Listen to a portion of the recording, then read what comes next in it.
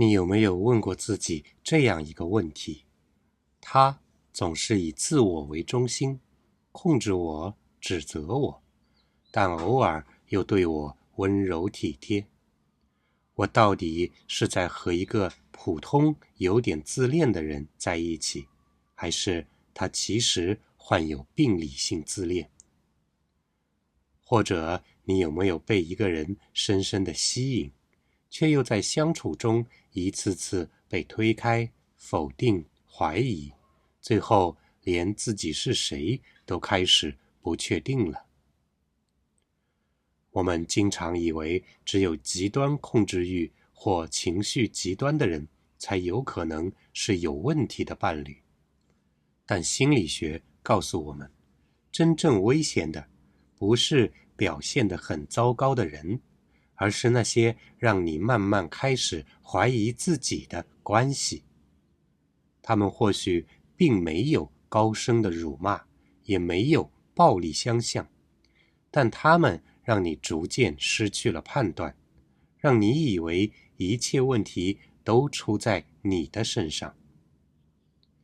首先，我们来分辨一下普通自恋和 NPD 之间的差异。我们要知道，每一个人都有自恋的部分，这是正常的心理结构的一部分。尤其是在成长期，它会帮助我们建立自我感。但 NPD 不一样，它是一种深层的结构性的人格障碍。这类人通常表面上自信、迷人、有吸引力，内心却极度脆弱，需要不断通过贬低他人来维护自我。区别的关键在于两个点：共情能力是否缺失，以及是否持续性的以牺牲他人为代价来维持自我优越感。而普通自恋者可能会时不时表现得以自我为中心，但当你表达感受时，他能够听进去，能调整。而 NPD 只会否认、责备或者冷处理。接着，让我们来看一个常让人困惑的问题：为什么我明知道这段关系让我受伤，却还是难以离开？从依附理论的角度看， NPD 和焦虑型依附的人往往彼此吸引。NPD 喜欢控制与被需要，而焦虑型依附者常常在童年中习惯了通过取悦他人来换取爱的回应。他们把这种不确定感误认为是爱，于是反复陷入。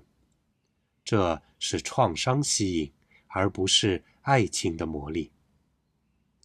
第三个议题，让我们来聊一聊投射。很多在 NPD 关系中的人都有这样的经历。他说我太情绪化，太敏感，太控制欲强。但你发现这些话其实更像是在描述他自己。在心理学里，这叫做投射机制。NPD 为了保护自己脆弱的自尊，会把自己不愿意面对的部分投射到伴侣的身上，并且强行让你背负那个角色。他害怕软弱，就说你脆弱；他心里焦虑，就说你太情绪化。你不是那个总是有问题的人，你只是替他承受了他不愿意认可的部分。最后，我们来拆解一下他们是怎么一步步操控我们的情绪的。NPD 的控制并不是一开始就是粗暴的，它往往经历3个阶段：理想化、贬低和丢弃。最初，他们会让你觉得自己很特别，被爱，被捧在手心，那是理想化。但当你开始有自我、有界限，他们就变得挑剔、冷漠、羞辱你，这就是贬低。一旦你开始质疑这段关系，你甚至就会开始经历突然断联或者冷暴力，这就是丢弃。在这个循环中，你的自尊一点点被瓦解，你开始怀疑自己是不是太敏感，太不够好，然后再次努力去迎合对方。而这正是他们控制的核心策略，让你不断为爱感到焦虑，从而失去自我。关系的真相常常藏在那些你反复质疑自己，却又说不出哪里不对的细节里。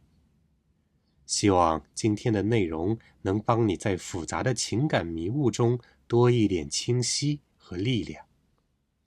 如果你正在经历类似的关系，不妨点个赞，订阅这个节目，我们一起从觉察开始，把自己找回来。